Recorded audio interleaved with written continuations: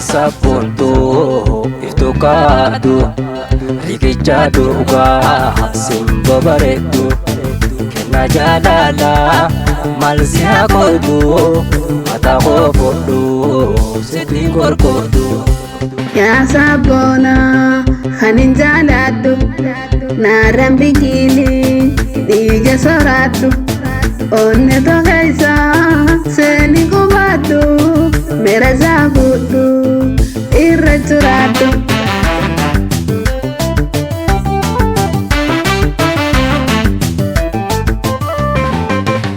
Akkotu kulleeti la bontu hararge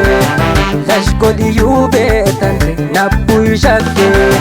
yaada galee jiru konfandisha uuma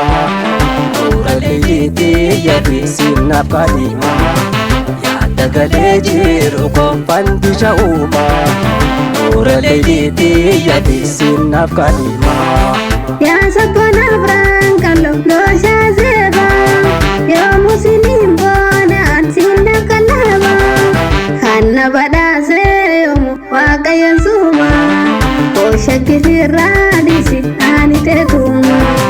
Hanna badase yomu wakayan suma Osha kisiradisi anite tuma Nati sirbi birtu nati sirbi jari narra pasi finna kabi Nati sirbi bona siti sirba Shani bune galla lahoye ho gamga Nati sirbi birtu nati sirbi jari narra pasi finna kabi Nati sirbi bona siti sirba Shani bune galla lahoye ho gamga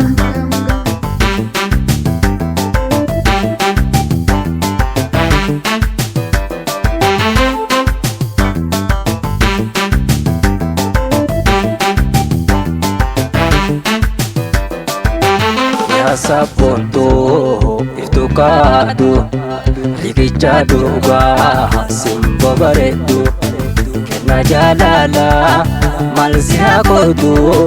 mata kodu seti korkodu ya sabona hanin jaladu naram bigili diga soratu onne to gaisa seni kubatu mera zabutu irrechuratu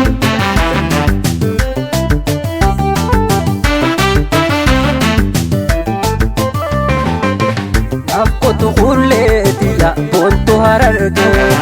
lashkodi yubeetante nabbu ishagge yaada galee jiru konfandisha uuma uraleeyiti yadi sinnaaf kadhima yaada galee jiru konfandisha uuma uraleeyiti yadi sinnaaf kadhima ya sabona brankalo dosha zeba yo musilimbo sinna kalama Hanna badase yomu wakayan suma Osha kisiradisi anite tuma Hanna badase yomu wakayan suma Osha kisiradisi anite tuma Nati sirbi birtu nati sirbi jari narra pasi finna kabi Nati sirbi